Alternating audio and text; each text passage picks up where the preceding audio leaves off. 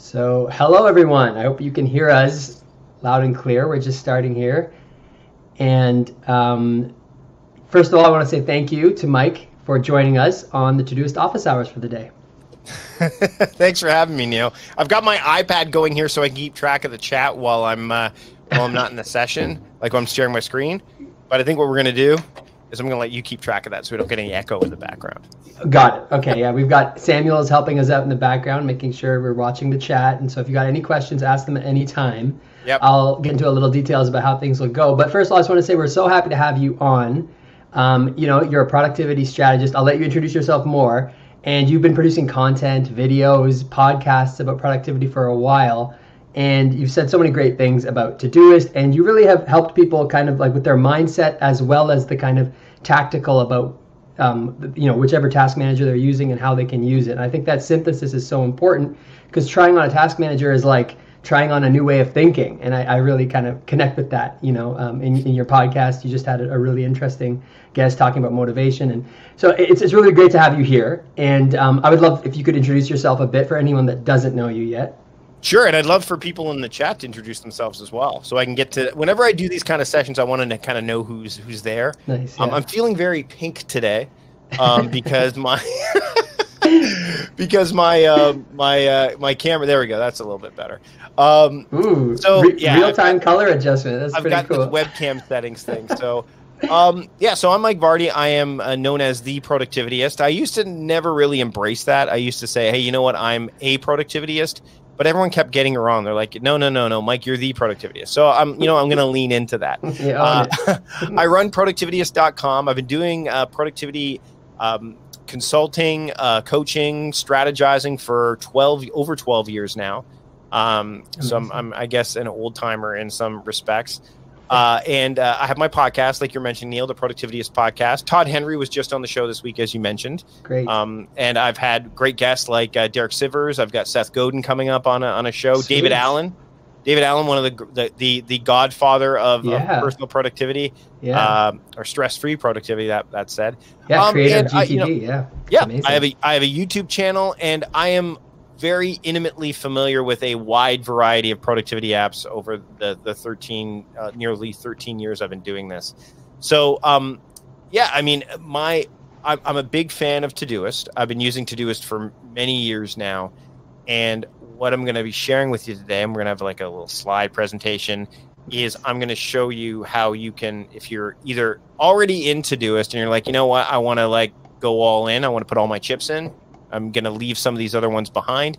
I'm going to help you with that because that's what I'm doing. And we're actually going to do it live. So I'm actually going to create a new kind of project inside of Todoist by taking something from another source, which I'll reveal shortly, and actually building it a little bit. We probably won't spend a lot of time with it, but you're going to get a sense of seeing what I do.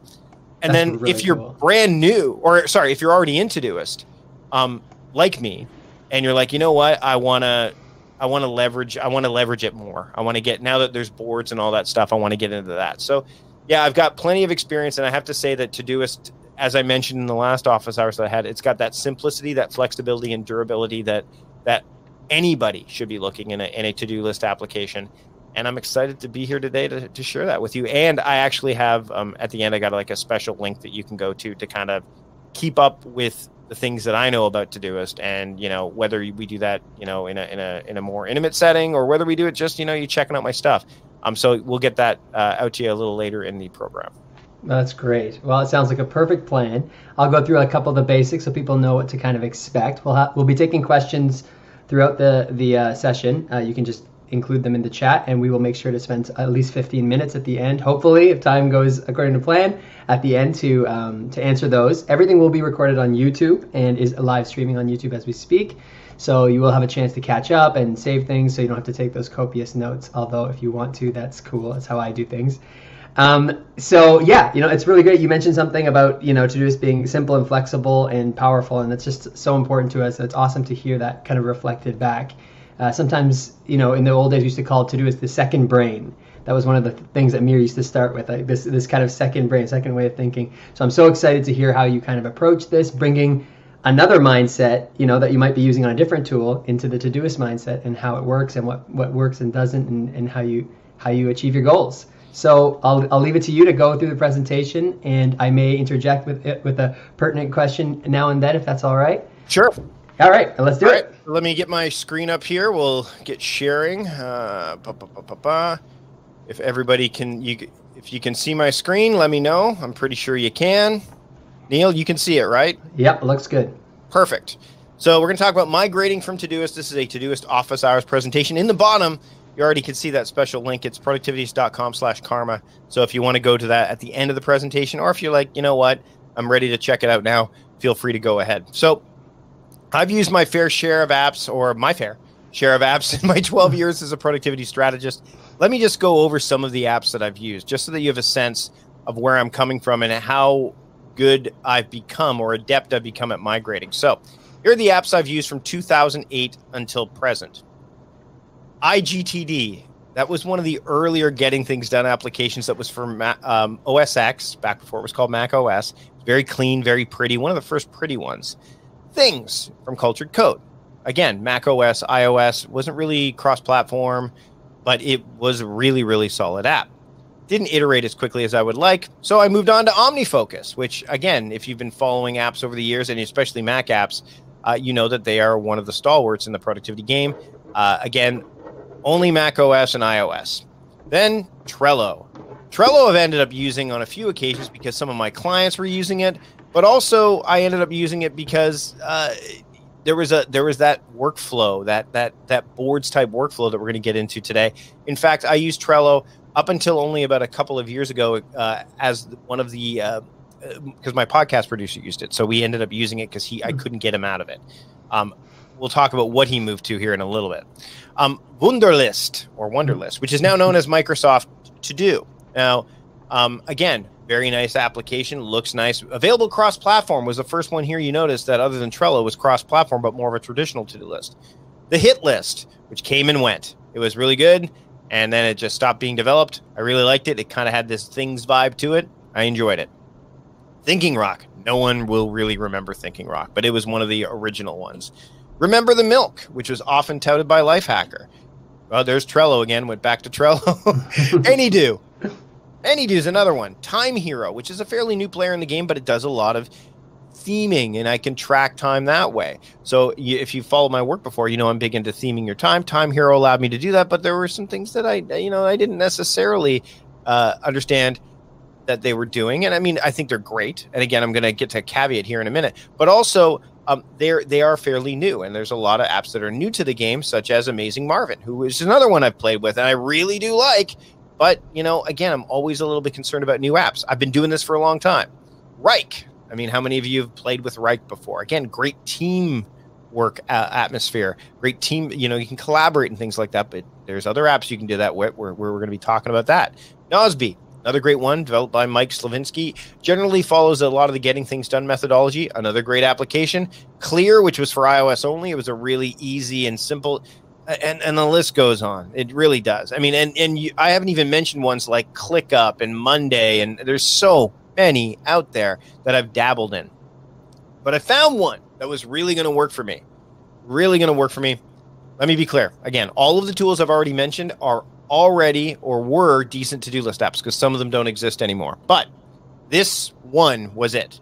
This app was it. And the app was me. And the reason that I mentioned that is because I realized it was time to focus on the app within. The app within is where things start. If you're going to migrate from Todoist, or to Todoist rather, you need to make sure that as you migrate, that you're keeping the way you work in mind. In other words, if you can do it on paper, then you should be able to do it in the app and vice versa. You should be able to transfer, and that's how I operate. I actually use a hybrid solution of Todoist plus paper planning tools such as my Daily Driver. So here is the tools that I actually worked with for a while. This is from a blog post that I wrote a long time ago called Why I Switched to Todoist. I was using Todoist for my personal stuff and stuff that I didn't need to work with others on. And I was using, if you recognize this logo, Asana. And this is the older logos, if you noticed. This is how long ago this blog was written. That's an old And one. I drew those. I'm very proud of my sketchnotey artwork there. Very nice. But I was using both, okay? Again, let me be clear. Asana is really good. And I was using it up until recently because Todoist did this. Boards. Yeah. Boards were a game changer. Now, if you remember, if you've followed the productivity game for a while, you maybe remember the Keep Productive community that Francesco D'Alessio, he's founded and is nurturing. You probably remember that Asana developed boards, not basically to combat others that were doing boards.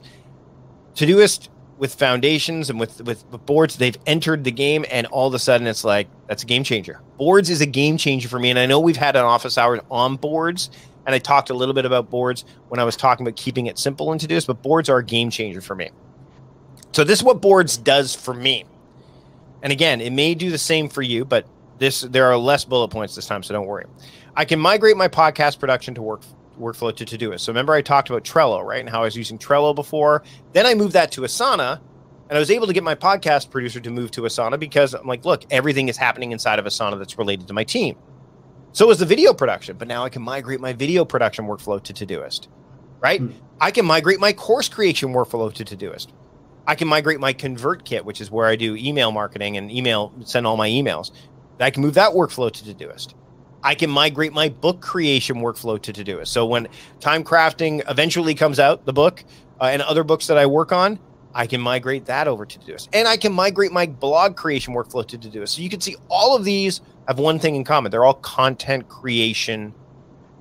They're all related to content creation. And for me, anything I'm creating makes more sense to be in that view of boards, moving from pre-production to production to post-production, or from ideation to, in progress to, that's what boards does for me. Okay. So do you know what that means? It means that Todoist has everything I need. And that means I don't need to be anywhere else. So it's time to migrate. So what I'm going to do is I'm going to show you, I'm going to actually go through the migration process right here. So I have, and we'll go to, you can probably see this. I'll close this webinar thing here, and we'll make this a little bit bigger. Can you see this okay? Can you see the writing okay here? Can you zoom in it a bit? I will go ahead and make it a little bit bigger. How's that? Better? One more would be good. Boom. Oops. Yep, that's good. Looks good. Okay.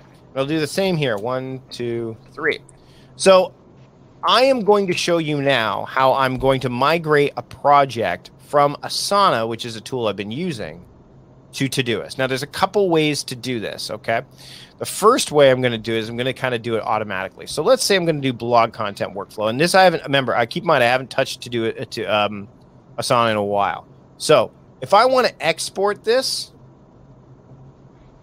I have to export it here. Now I can sync it to a calendar. I can do CSV, JSON, or print. I'm going to do it as a CSV. Now this is the automatic way to do it. And I'm going to create in Todoist a project called, and we'll go down to projects, and I'm going to call it Productivityist Blog Workflow. We'll just call it that. I'll make it a nice color because I like to make it, I'm going to make this one red for the purposes of this experiment. And this is it. So now I'm going to add it to, whenever I'm doing something new and I want to kind of migrate and I want to make it happen fairly quickly, I'll add it to my favorites so it appears at the top. Now, why would I choose board view over list view? I've already mentioned that, but list view is going to give me a sequential list of things to work on, whereas board view isn't. But when I'm migrating from Asana, I'm likely going to want to keep it in list view because then I can change it to board view after the fact. Do you understand what I'm saying, Neil? Like I don't want to, with the import, I want to work with known factors. So I'm going to make it a list view to start. Because remember, you can always change it to view as board after. Yeah. Now, Asana's I basically have now asked Asana to give me that file, and it's going to send it to me via email. So I will jump into email really quickly here. See if I've got it. Inbox, it probably will tell me. There it is. Boom. Boom. It's going to, of course, want me to log in. God bless 1Password. And there it is. Okay. So now I can switch back to here, go to Todoist, and I can go, let's import, right? So where is it? Import from a template. Now, I'll be honest, Asana, because of the changes and because of how Asana operates, I'm not 100% sure that it's going to work. which is why I have another option to work with it. So I think it started to do it. Hold on a second. Import from a template. So I'll just do it this way easier, just because it makes it. Let's go to downloads. You're going to see a lot of. I'm going to try to move quickly. So okay, so choose. And look, nothing really happened here. Okay, did you notice how nothing happened? And I kind of knew that was going to happen because it doesn't really like the board view here. If I was moving a list view, it'd be a little bit different, right? You can see the CS view was generated. So what am I going to do? Well, this is where you have to manually do it. And this is why when you migrate from one task app to another, it's really important that you be willing to straddle between apps. So in other words, don't necessarily go, okay, that's it. I'm going all in on Todoist at this point in time, because there's this old adage, and I believe David Allen shared this. How do you eat an elephant? One bite at a time, right? So you don't want to try to do it all at once, especially if you're new to Todoist, because if you try to do it all at once, or you're, a novice or fairly inexperienced, it's going to overwhelm you. You're not familiar with the UI as much. You especially boards, because boards is fairly new, and there's some things in boards that don't necessarily operate the way that you might think they do. So what I'm going to do now is I'm going to manually do it. So I've got ideation phase, writing phase, editing phase. Now I can do one of two things. I can just easily copy it and paste it, right? So there's one, add section. And then you're just going to do this the whole time. So I'll do writing phase, whoops. And if you noticed here, what I've done is I'm actually using this in a separate browser. I'm using Safari for this. So if you have two browsers, like Chrome and let's say Firefox or Brave, which is a new, like any of these, you may want to do this. So all I'm doing first is you do the sections first, okay? If you're doing this in board view, especially. Notice that there's no other sections. Great. So I can hit that. We're done. And go to add task, right? Now, I didn't mean to do that. There we go. Add section. Okay. So now what I'm going to do is I'm going to take this task right here. And this is important. This is a template I've created. Remember, you can also, where is it? You used to be able to export. You cannot do that anymore. Okay. So what you can do though, is you can go in Asana, and I'm using Asana as an example here, is you can go, I'm going to select all of these tasks, copy them, and I'm going to paste them like this. Now you're like, wait a minute, Mike, that seems like a lot, like that's too much. Yeah, but look, hit post. So now all I'm doing, and this is, if you have help, great, get the help to do this. But for me, this is all I'm doing, right? So, and this is if I wanted to do each task as its own task, right? So now I've got this ideation phase. That's what this looks like. If I was going to use no subtasks, if I'm going to use subtasks, well, that's easy enough. You just go back here, delete it. And that's how I had it set up in Asana, if you noticed. I called this, what did I call it again? Master blog post template. Copy. Paste. I make it all caps so that I know it's a template. Then inside of it, you add all the subtasks. So again, I'm going to go here and I'm going to highlight this and then go all the way down to here, copy, go back to Todoist, paste, and that's how the subtasks work. So see how much better that is? See that, Neil? Yeah. It's all there. I will not put, if you're using a template like this, and again, this is purely for, like, this is how I'm using it with content or anything. I would not put dates on these. I don't put dates on any of this stuff. And if you want to make sure that you know maybe you haven't decided what priority 1, priority 2, priority 3 means for you. Maybe you're like, you know what, priority 3 means template, right? So that way I know that's a template, so I won't ever work on it, right? Something like that. You can decide what these mean to you, right? And then you can add tags to it. So if you want to create a tag called template, or a label rather, called template, you could do that, right? No scheduling here. And then what you would do is like, okay, I want to duplicate this. And then I'm able to say, okay, so what's a blog post I'm working on? I can tell you one of them I'm working on is the unconventional labels right? Then I can schedule this. So I want this to go live on Monday, let's say. I hit say, I can add other labels to it. And of course, I'm going to do some, it's going to be Monday. So I'm not really worried about that. It's more about maintaining. I promised I'm going to do it. So that's my whatever it takes, no matter what annual axiom that I use. And it's writing. And then I just go, okay, there it is. And I hit save. Then I can start to add dates to these subtasks. And then it goes from ideation phase to writing phase, and then when it's done a certain amount of tasks, I can move to editing. But I'm going to move all of these over. But the great thing about migration is I can take a look at this and I can decide which ones are actually going to work for me, right? So I can say, oh, you know what? I don't need to move all these delivery phase things because they've already been done. I can move the editing phase ones over if they've not been done. But it allows me to get into Todoist that much faster when you use a template from content creation, for example. But also, this is where I would use subtasks, because you could see you could copy and paste it, be done easily. So this is an example of how I would do it. And then, of course, I'm going to have things like, and I think if you look, I have things like the Productivityist YouTube channel. So there's a template right there. So if I went into Asana and said, okay, where is my video channel? And I believe it's down here. There's a YouTube content one, Time Crafting TV, I believe it's called. And again, I can search for it. But if I found it, which I think it'd be up here. Yeah, so Time Crafting TV will be in here. Let's just say this is it. Weekly podcast is one. You can see all these ones that are here. Productivity videos. There we go. So I can go, okay, here's all. Now notice this is all lists, right? This is what can happen here is I can go, okay, I'm going to take all these and put them into here. I can create another section called, with no name. And if it's a list view, you could do that. Or in pre-production, you just go, all right, here they all are. Or ideas, right? Mm-hmm. And then you copy it, and then you make it, you add the task. And then, of course, inside of here, you add the subtasks like that.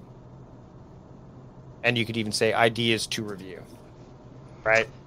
That brings up a good point when we talk about subtasks. So I see like you're very organized with your templates. And so Do you find that when you're migrating over, it's a good chance to kind of reevaluate the workflow you're doing? And yes. Yeah. So I was going to say, when you're looking at this, like this is, so what's interesting is if you'll notice here I'll give you an example. So notice how this is a weekly, this is my old podcast workflow, right?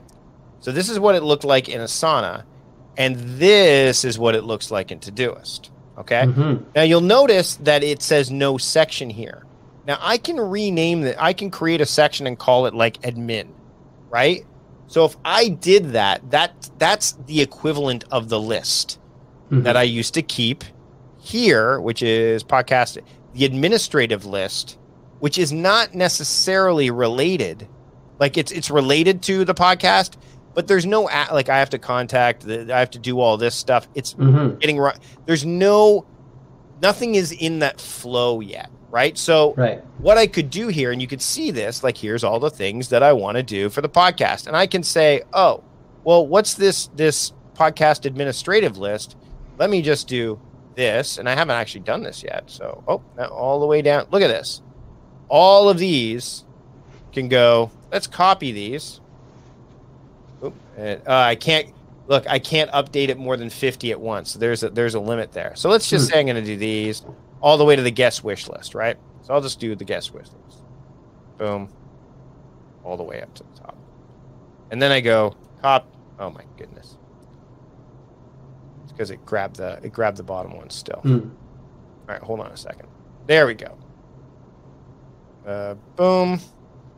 Copy. And then I move it over to here. And again, same thing. Asana tasks to review, right? That's what I would do, because you saw what happened when I tried to do the other, right? Add the task, you go in here. And again, this is why I say you don't have to try to do it all at once. 47 tasks go in here, right? Now, that may seem like a lot of tasks, but I'm not going to look at them. What I would do here is I would say, okay, I want to look at this on my listening day, which is a Wednesday, right? So there you go. And I would assign it to me because I have a podcast producer, so I'd assign it to me. And then I could schedule it if I want.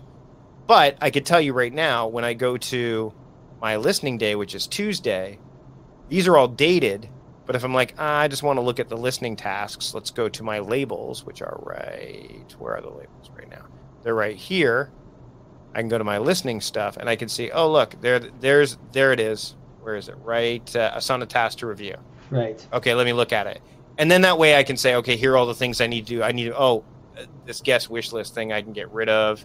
But that's so it gives you a chance to rethink your workflow, because none of this stuff should all, and thanks to the way Asana set this up, or rather Todoist to set this up, that's the other thing is when you move back and forth, you tend to talk about is now I've got this no section stuff, which doesn't fit into any of this. And good luck. You get to see all the people that I've got coming up on the program and how far ahead I am. Yeah. So this is the other thing too, is that when this is done, and today this is going to be done, this episode went live today, I'll check it off, and it goes away. In Asana, if you look at, and most other ones, and this is what I love about it, doesn't go away.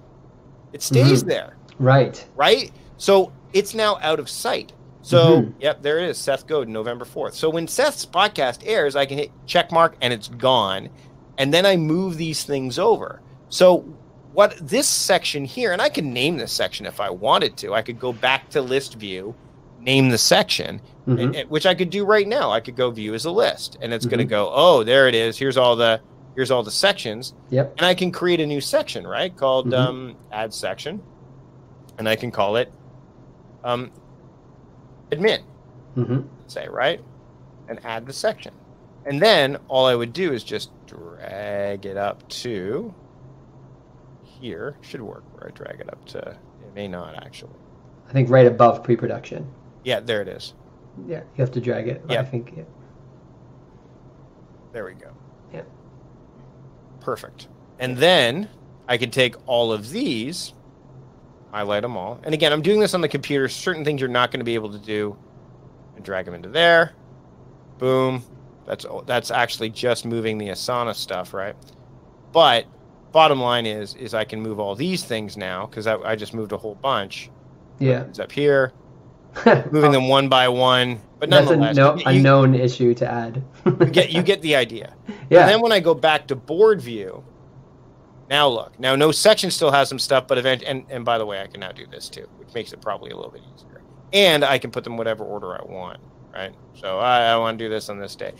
You know, because when I'm looking at my day for next Tuesday, which is my listening day, and I actually use daily themes. Oh, here are all the things I need to do next Tuesday. Here's all my listening tasks, right? So and this is something that I've built over time, right? So it's not something I just started with. This is how, and then once that section is gone, so I do this, I think that section should disappear. Yep. Gone. So now I know that this is admin. Now, the one way you might not want to do this is if you have something that you don't want to share with somebody in your team. Like, so for example, where is it? Oh, no, everything on here is fine. So you may want to have a separate project that works that way. And this actually lends itself to something interesting I've been thinking about.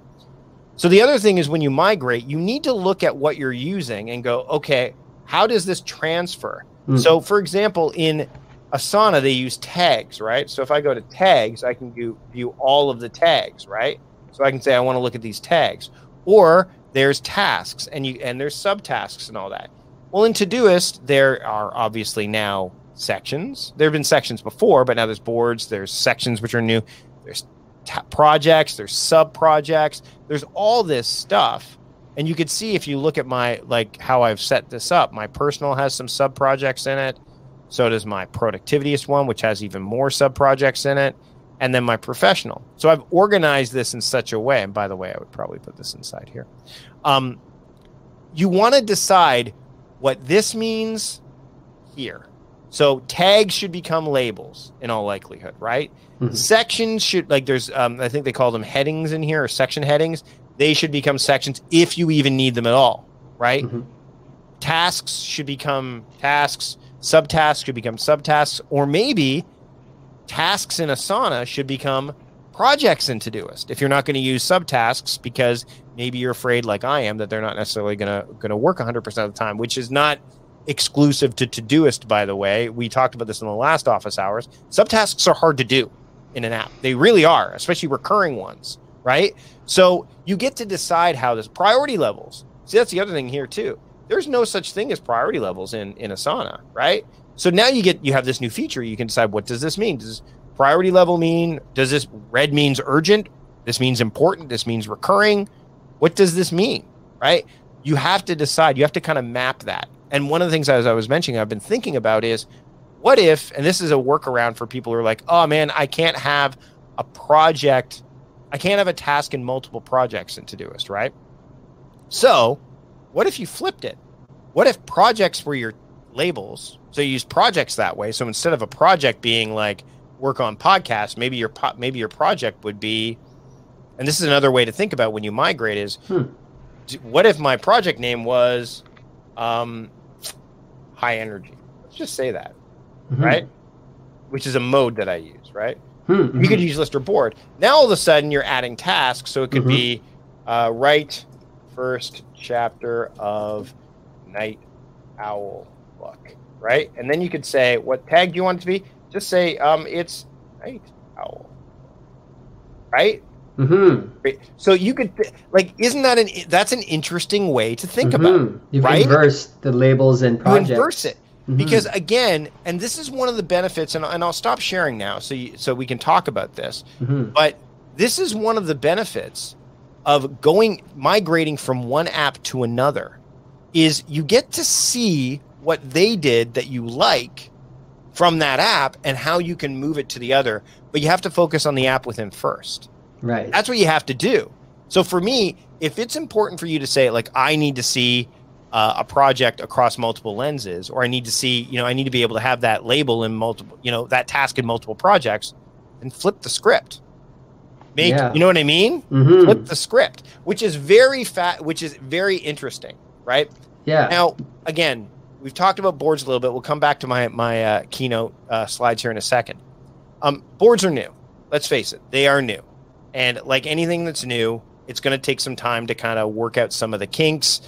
People, not only for the people that are making the boards, as in the Todoist team, but you working with them. So again, when I say straddle those apps, there, you noticed when I was showing you Asana, there's still some stuff there that's not in Todoist yet. The biggest problem a lot of people have when they move and they migrate from one app to the other is that they go all in right away. I'm going to move from things to OmniFocus, and that's it. Again, like I've talked about with theming days when it comes to time crafting or theming your time, like I talk about with mode-based work, don't do it all at once. This is a marathon, not a sprint. You can only handle so much, because it's not like your job is to move from one task manager to another. Your job is to do other things. The task manager is the tool. And there's that Thoreau quote, right? Men have become the tool of their tools. Don't let that happen. If you try to do it all at once, you're going to get frustrated. You're going to come across, oh my God, this doesn't work the way it used to work here. And then those biases are going to show up. Well, I wonder if I should move it all. No, move bit by bit. The first thing I moved when boards was introduced was the podcast thing. And you saw that. I showed you just now what that looked like. Right? And then I'm like, we just created one. Here's the blog content one. And I'm going to move that stuff over. And then I do that for a while. And then the YouTube strategy. And then I do that for a while. And then eventually I leave Asana behind. Same thing that I've done with email apps in the past. Same thing that I've done with note-taking apps in the past. And people are doing that all the time now as well. Don't do it all at once. So let me share my screen again real quick as we get closer to the kind of the time where I want to wrap this part up, and then we can get into some Q&A. Sure. So here's a summary, okay? Because I want to make sure we have lots of time for questions. Yeah. So how to migrate to Todoist with less friction and more flow. And let's get this full screen so that you can see it, okay? Focus on the app within first. Ultimately, what you should be able to do, because you saw that list of apps that I've shown, and we've talked about Wunderlist being acquired. We didn't even talk about tools like Astrid or Toodledoo or any of the other ones, or some of the ones that just don't exist anymore, right? IQtel, there's a bunch of them. You need to be able to, if something was to happen, you need to be able to go, okay, I can't use this app right now. Maybe you've been forced to use another app by your company or something like that. What does your framework look like? What do you need in an app and put that down on paper. I've got my AM list, which is action and mode. Well, guess what? In Todoist, that's a task and a label. In Asana, that's a task and a tag. In in any of these other number of apps, I can move that paper to that app, and vice versa, right? I can go, oh well, that app's okay, good. I can rely on the paper, because what if your phone dies? What if you don't have access to the internet? All that stuff. You want to be able to know that internally you can look at it, and then when you make that migration, it's so much more powerful, and it's more pleasant. You have this flow. You're not running into the friction. Then I mentioned you have to decide what maps best with what features. So what do projects mean to you in Todoist versus what they meant elsewhere? This is your chance. It's kind of like moving into a new house. This is your chance to decide, hey, this was a bedroom before. I'm going to make it the office, right? Because it makes the most sense because of this. This is what you're essentially doing, is moving your furniture from one house to another, right? You're just getting to do it. You're just getting to do it, in one fell swoop. And the other thing is you're probably not going to unpack everything all at once either. So that's the whole idea about not doing it all at once. Labels. What do labels? Labels are the most versatile part of Todoist. And I said this before, and I'll say it again. If you aren't paying for Todoist as a premium or business member, you are missing out, because you're losing out on the customizing of labels, the personalization of them, filters. You're missing out on that stuff, which really makes it sing. So you get to decide, what do labels mean? Labels could mean, like I said, projects. Hey, labels, I can't have projects in multiple or tasks in multiple projects. Maybe that's where labels become projects and projects become modes, right? You get to decide that. And you saw how easily I did it. It takes some unconventional thinking, but we live in an unconventional world, especially right now. Sections. What does sections mean to you? Do you even need sections, right? Subtasks, all that stuff. The other thing is to be okay straddling apps as you make the move. You don't have to make a massive plan to make the move, but just be okay that, you know what, I'm going to move this first. Maybe you decide to move personal projects first, because some of these apps are not very good with personal projects. Asana has that personal project space. It's not terribly pleasant for me personally. Todoist, that's what I used Todoist for the longest time. It's why I used both. Todoist was all the stuff outside of Productivityist. Asana was all the stuff inside of Productivityist. So if you focus on the app within first, then you can straddle between the apps, because hey, this means this, this means this. Hey, no matter what, I know what this means. So be okay with it and make the move slowly. Now, once you've migrated, it's important to let the other app go, right? If you ever gambled or gone to Vegas or wherever, and you decide you're going to go all in with your chips, it's not like once the hand starts playing, no. Like, you can't take those back, right? You need to go all in, right? And when you move slowly and you decide all these other things first, focus on the app within, make the mapping happen, straddle the apps, then you're going to be able to let that app go easily. There'll be less friction involved. And then finally, the last point that I really want you to understand is understand that going from migration to mastery takes both intention and attention on an ongoing basis. And that's the key. You can't just move things into Todoist from anywhere and go, well, productivity is mine. Like, you can't, you have to use the tool. It's like any tool that you would use to, build a table. I mean, you're not going to get very good at using a hammer drill, which I don't think you would use to build a table, but you wouldn't get really good at using power tools unless you got really proficient at using it consistently, right? And you'd also start with something small. So you need to say, where are my intentions going? They're going into Todoist. How do I pay attention to it? If you are migrating to Todoist from another app, this is one simple thing you can do right now, okay? Create a reminder, either in Todoist, which would be the best thing to do. So I don't use reminders very often, but create a reminder that pings you on your phone to check Todoist. That sounds rather bizarre, but your brain may not know to do that right away. So have it go off at like 7 in the morning or whatever. Check Todoist. It sounds silly, but there's a lot of silly things you might find that I have in my Todoist, and you might have seen some of them. You're like, why does he have that in there? I have that in there so I don't have to think about it. So less friction, more flow. Because if you're moving and you're migrating, your brain is still used to going to that other app. Oh, let me see what's going on in the other app. probably because the stuff in Todoist is harder to grok at first because it's a new app for you, or you're using it in a new way and you're more familiar with the old one. So create a reminder, preferably in Todoist actually, that says check Todoist.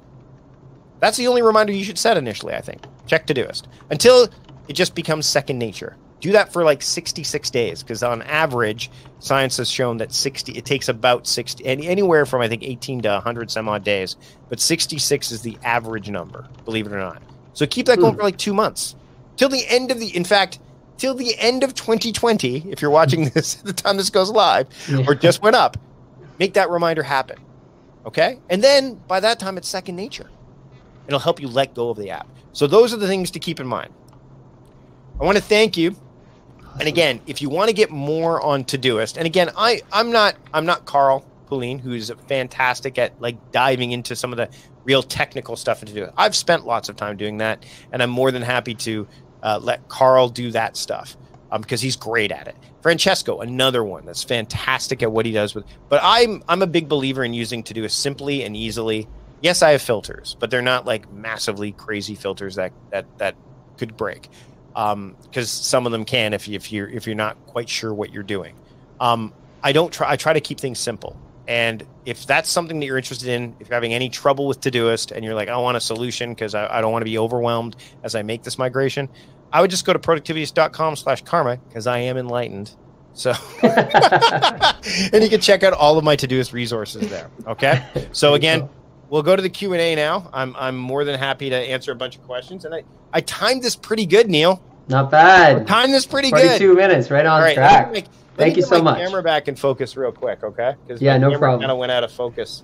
No it tends to do that if you are if you're not careful. If you're animated and passionate about what you're talking about. So I've got some questions here. I was moving too much. All You're moving too much. Okay, so I've got some questions and some comments that we can start with. So the first one is Mohammed was saying that Zapier provides an integration from Asana to Todoist, and I'm wondering what you think about integrations in general. And okay, so I love Zapier. I use it, and I think it's fantastic. Mm-hmm. I think that my only problem, I believe the best kind of automation happens up here, especially when I say focus on the app within. I'm not against using Zapier for that because it speeds up the process, right? But I think that there is something about doing a lot of this, especially if you do it piecemeal, manually, that creates familiarity, right? Mm-hmm. You're getting hands-on. If you have a massive move and you don't want to spend time on that, and you'd rather spend time actively doing stuff in Todoist and finessing it, fine. Absolutely. And again, I'm not against like using tools like IFTTT and Zapier, but there's something to spending time and investing time on that like I just did, right? Because anybody can do that. There's some people that were like, what's Zapier? How do I set up Zapier? And then that becomes a barrier, right? So if you're familiar with it, go for it. But if not, I would maybe err on the side of what I've done because it also gives the opportunity to look, like you were saying, Neil, and revise. Does this even matter anymore? Do I need to do this? Instead of moving, because sometimes what happens when you do this, and that would have happened if the CSV file worked, is I would have been moving a whole bunch of stuff. I wouldn't know how it necessarily turned out, like I said. And you might think maybe I knew that was going to happen. Do you think maybe I knew that was going to happen? But it also would have shown up in a mess. And it's like when you move from house to house. Yeah. Ideally, you'd like to leave behind the stuff that you don't want to take with you. Right. Zapier wouldn't necessarily do that. So you'd be spending time in that other app cleaning up, then making the move. I'd almost rather say, let's make the move and clean at the same time. So that's me. But nothing against those tools because I think they're fantastic and I use them for a lot of different things. That brings up a great meta question then, I guess, would be like, you're talking about creating new habits, something that's hard for almost everybody. Everyone has their own approach to it. And you mentioned some things like reminders. So when do you think would be a good time? You want to keep it simple. When's a good time to do this? Is it something that should take a lot of time and you should dedicate a chunk, a day or a half day to do? Or is it something you do in pieces, It's pieces. So if you noticed, I had a label in there called maintaining. And it's like my horizontal theme. So I have what I call horizontal themes, not just daily themes. So I have a horizontal theme called maintaining. So if I was migrating, I would go migrate tasks from Asana to Todoist. Let's say if I want to go that broad.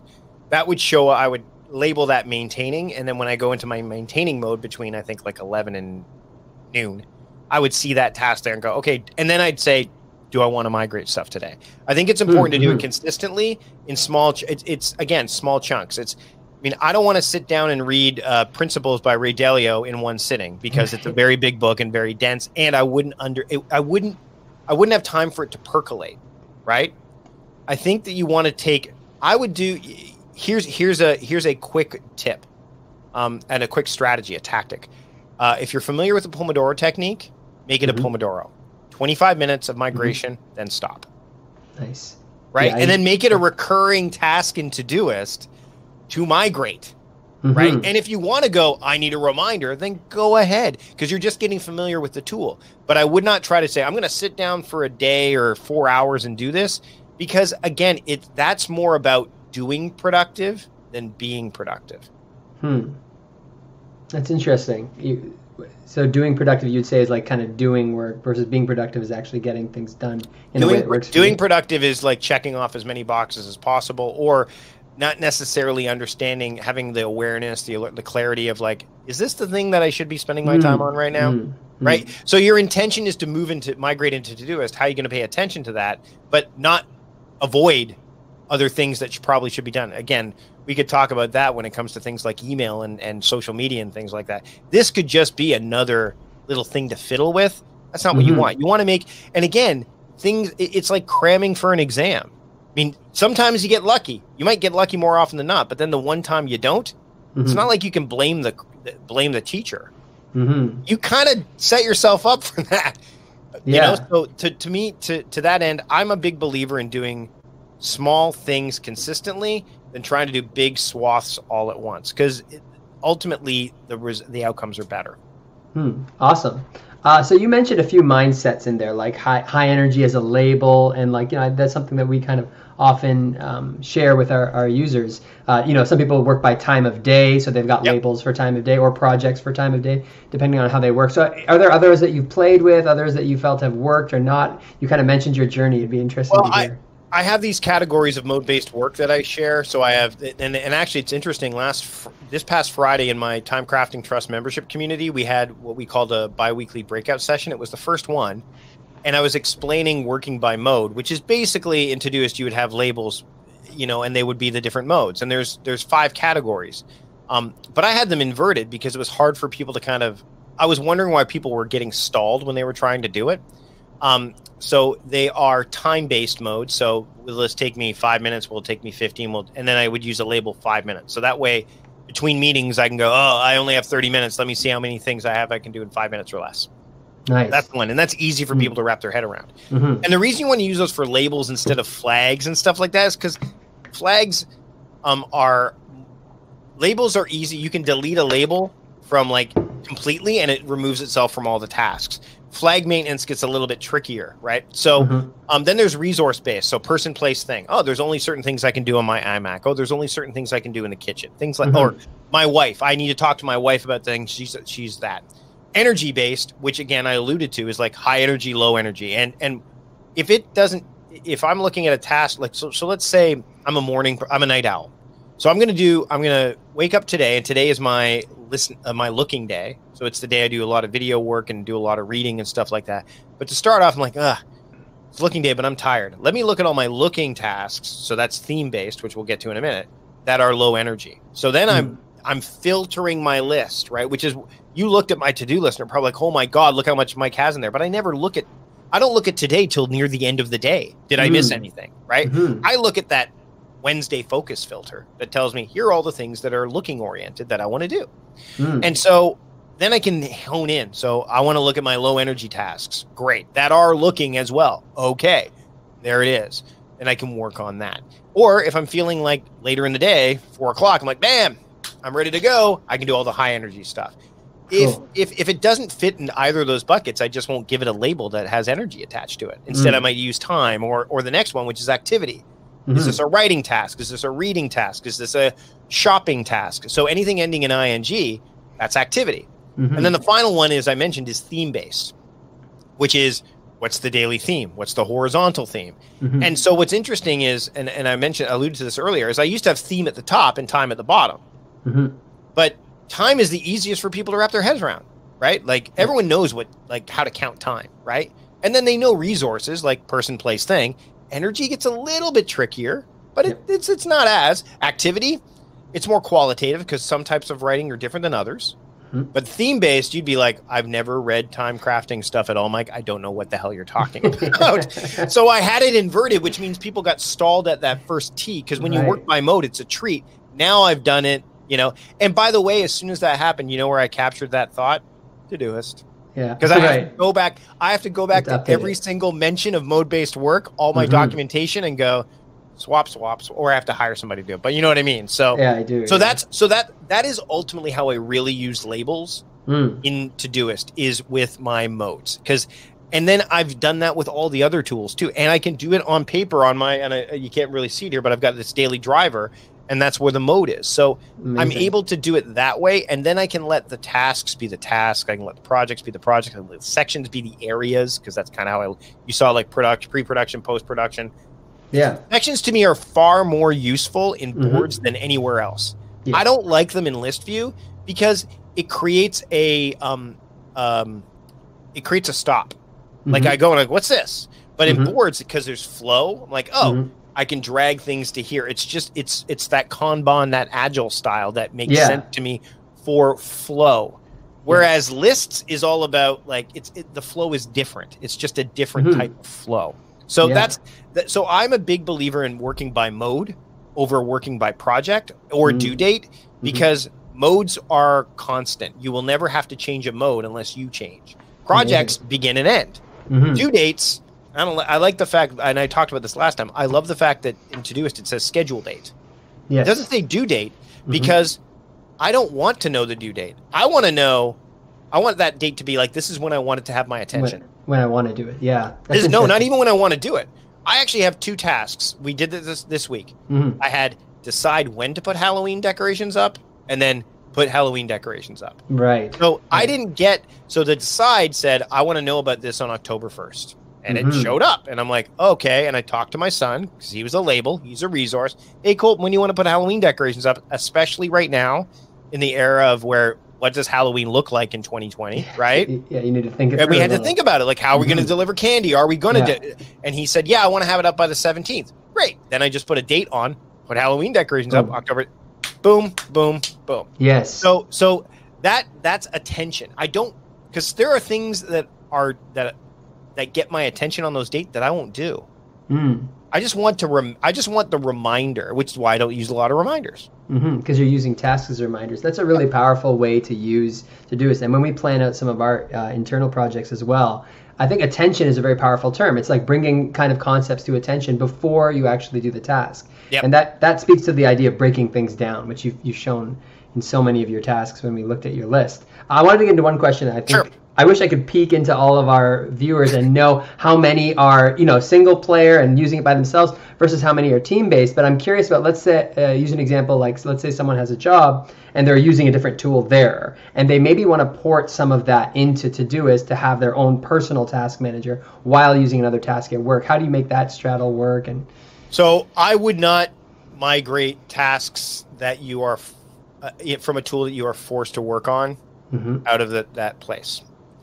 Because you need to still get familiar with that place, right? Because your teammates are counting on you. But here's what I would do. And I actually spoke to someone, one of my clients this week, who they use an app. His entire team uses it. And he said, I hate using it. I just hate it because it just feels, I don't like it. I said, okay, so here's what you need to do. You need to create a label in Todoist named after that app. It's a resource-based mode. You need to go into that app. And then what you need to do is a couple things. Number one is you have to have a label. You have to have a task that recurs every weekday that says check said app or tasks assigned to me. So that way you're triggered to go into it from the app you like using. Then what he does, and what I said, you can do a couple of things at that point. Number one is you can look at the tasks that are in there, and then what I actually recommended he did for focus is he actually put them on his daily driver or his paper planner.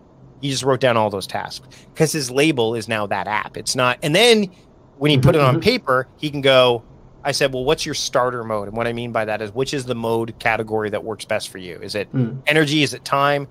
And he's like, energy. I said, so put those down on paper, like 10 tasks, whatever it's going to be, and then put an up arrow next to the ones that are high energy and a down arrow next to the ones that are low energy, and the ones that don't fit, figure out another mode, or just don't worry about that right now. So what he does is he'll work off that paper because, number one, he gets uninterrupted work. There's no notifications, things like that. And even if he does, he's got it open so they can ping him and stuff in there, and it's fine. He's already opened it. Does the tasks. Then goes back to the app and then marks them off as done. That's one way he's doing it. But the other thing that I've asked him to do is I said, if there's anything that is in there that no one else needs to know about, that you would be better off having in your own...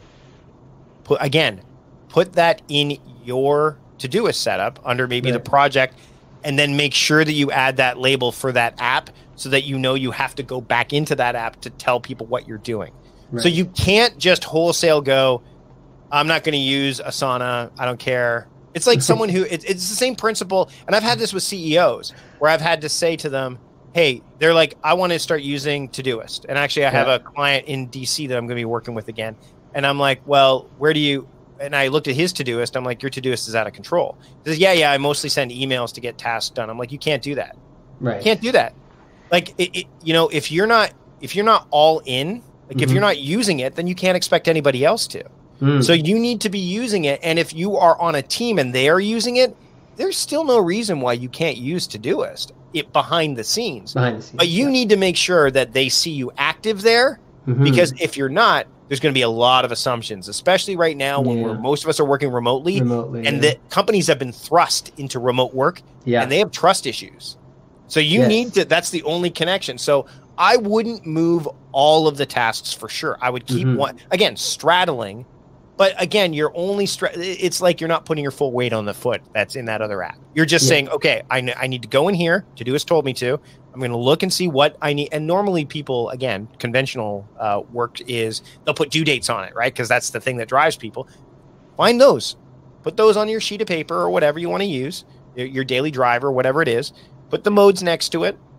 And by the way, if you don't get some of that stuff done, at that point you can put it in Todoist. You're like, hey, you know what? I really want to. But then make sure that you have a label for that app so that when you wake up in the morning like, oh, what do I need to do today? I don't know. But let me go to the label of that app and see it. Does that make sense? Makes perfect sense. All right, I have two more questions here. Sure.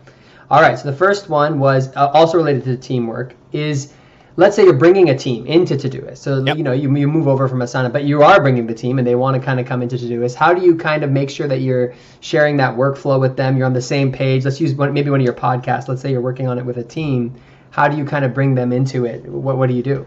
So whenever I'm working with a team on adopting any kind of productivity practices, we develop what's called a team task management charter, which is like some rules that are guidelines like that people follow. So for example, and I'm actually going to be talking about this in a Skillshare webinar next week, which I know won't help YouTube viewers right now, but nonetheless, but the idea is, okay, red flags mean the priority one means urgent across the board. So don't use it unless it's urgent, right? Because everyone will see it.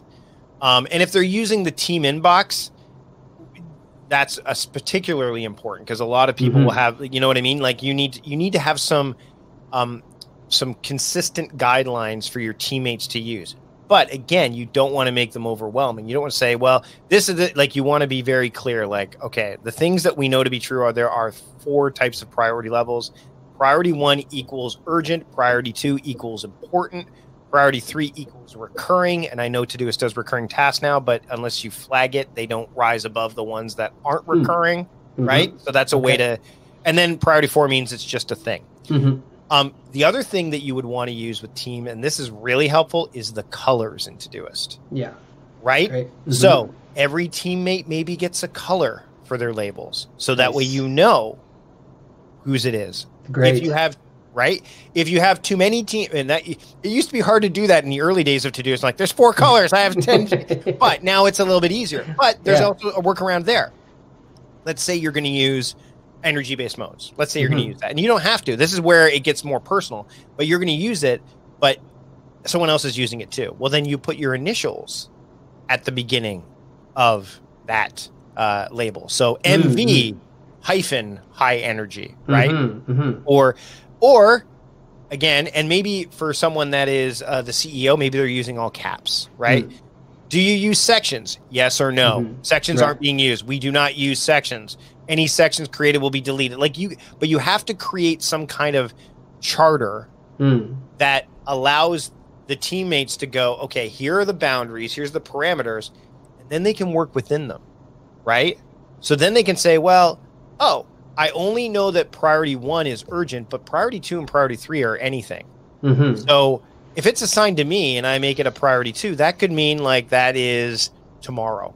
Yeah. Right. So you have to have something. You have to have something. Yeah. And then that will help you. And again, this is all like eating the elephant one bite at a time. Like, don't come down hard on people if they're not listening to this right away. Just educate them. Have some empathy. That's a big thing too. You want to have some empathy with this, because there's going to be some people that are super tech savvy and want to go crazy. And then you're going to have others like, why can't I just use my paper planner like I always have? Right. And that's when that's where I would say, and then you bring in a consultant who says, okay, well, here's how you can take things from Todoist to your paper planner. Right. Or you watch one of our videos or something like that and you see that. But I think the charter is really important, because it's got that Goldilocks factor. It's not too hard, like it's not too narrow and too strict.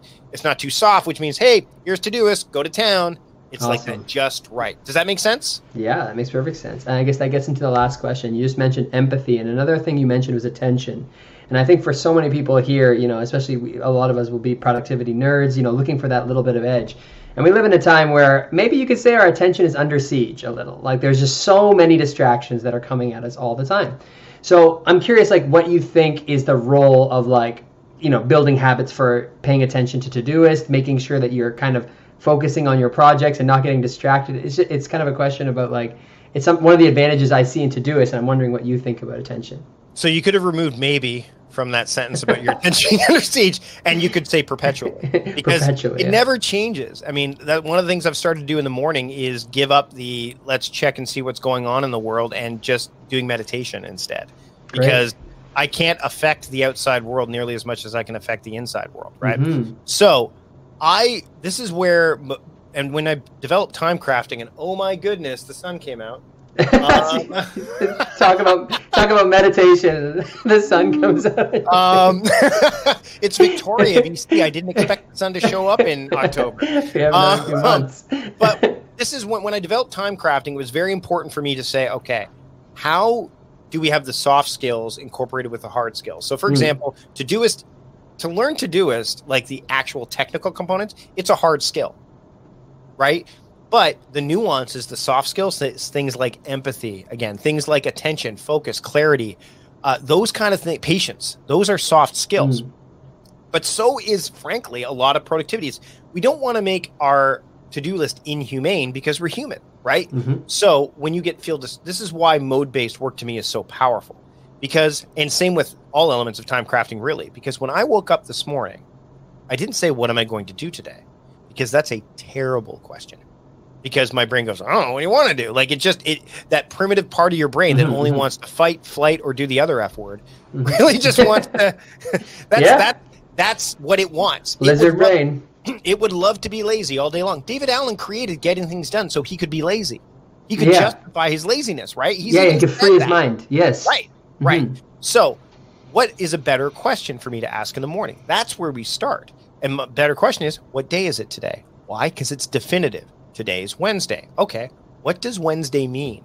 Wednesday means looking. Okay. So let me look at all the tasks that I've labeled looking. And for you, it could be admin. It could be whatever it is. That's where you get to personalize it. You look at your day, you look at your life, and you go, you know what? I need to have an admin day because I have a lot of admin stuff, both life and work admin. So let me have an admin day. So then you already have filtered focus. So you've defined your day. You have filtered focus. Now, this is where the next step is. And we'll go on a little bit for this, because I think this is really important, because this is the flow. I got all my looking tasks done. Now what do? Brain goes, I don't know. What do you want to do? Like, no. Hold on. How much time do I have? Oh, I don't know. I have 30 minutes before my next thing. Okay, let me look at all the tasks that I've labeled either 5 minutes because I want to get 6 of them done, or 15 minutes, so I want to get 2 of them done. Oh, no, you know what? You feel too rushed. I don't know how much time I have. Okay, great. Where am I right now? I'm at my desk. Okay, what can I do when I'm at my desk? Oh, there's nothing to do at your desk. Mike, see, let's just go do whatever we want. Hold on. How do I feel right now? Am I tired? Am I full of energy? I'm kind of tired. Oh, look, there's some low energy tasks. Let me do those. You fight, you let your higher reasoning brain fight back against that primitive brain, because eventually the primitive brain, it's relentless. It's the resistance, right? It will never run out of arguments. Yes, totally. So you need Todoist. That's what Todoist helps you with. That's what time crafting helps you with. That's what any good framework, it fosters freedom, because you're not a slave to like wherever the brain will take you. The brain just wants to be fed. It wants to know where to go. And so then all of a sudden I'm like, okay, I did all my low energy tasks. Now what? Well, I don't know. What do you want to do? Okay, well, let me see what, let me see. Oh, it's now 2 o'clock in the afternoon. It's time for me to go into making mode, because that's my horizontal theme. Okay, great. Let me look at all my making tasks. And by the end of the day, and here the sun's going down. By the end of the day, as you see, the sun's going down. I've had a pretty productive day. Yeah. And I've let my themes and my modes guide me. And then I can have introspection at the end of the day and go, was today productive? Did I live up to my daily theme, which gives you a compass for your journal? And then you can start making every moment matter. That's what that does. So if you want to avoid distraction and disruption, which is what, I mean, you can't avoid them, but if you want to ward them off and fight back against them, then theme and mode help, because it gives your place a brain to go, because your brain will go, what was I doing last? I don't remember. Let's go check email. Because email is like somebody else's stuff. Largely. Yes. Let's go check Facebook. Let's go check the news. I wonder what the score is in the game. Yeah. I wonder what's on Netflix, right? Instead, your brain goes, hold on. How do I feel right now? I'm tired, man. That was okay. Let me look at what I can do when I'm tired. That's what that does. And by setting that up in advance, you can trust it. That's what you need. You need trustworthy tools. And if you spend enough time in the tool and you nurture it and you foster it, especially when we're talking about Todoist, Todoist becomes trustworthy. To that end, though, I will always say you got to focus on the app within, because ultimately you got to trust that first and foremost. That's amazing. Well, thank you so much, Mike. This was absolutely great. You know, we were talking about migrating between tools, and that begs the question to all of us of like, why? What am I trying to achieve? And you know, who am I? What goals am I achieving? I think you really touched on that in an amazing way. And we got to talk about attention, clarity, and how to kind of stream your attention into things that really matter to you in a time where that gets tougher and tougher every day. I mean, how much is there to distract us? So thanks so much. And to everybody, thank you so much for joining. Thanks for the questions. We'll be sharing this. It'll be up on YouTube so you can watch later, as I mentioned. It'll be here on Crowdcast as well. You know, if you want to follow us, please sign up on social. You can follow us here on Crowdcast and follow Productivityist, Mike's awesome whole platform of content. There's all kinds of things there that'll, you know, help you get to the next level. There's the link in the comments. Thank you so much. And with that, I think we're going to wrap it up. The sun is going down in Victoria, BC. So, you know, we got to take care. Yeah. Thanks so much. I had a great time. And again, if anyone has any questions about this, just go there and I'll be able to help you out, because I'm a big Todoist fan and I am an ambassador, and there's no question, but I really enjoyed this session. Thank you so much. I'm really happy I was able to help people out with this. Happy to have you. Thanks, everybody. We'll see you next time.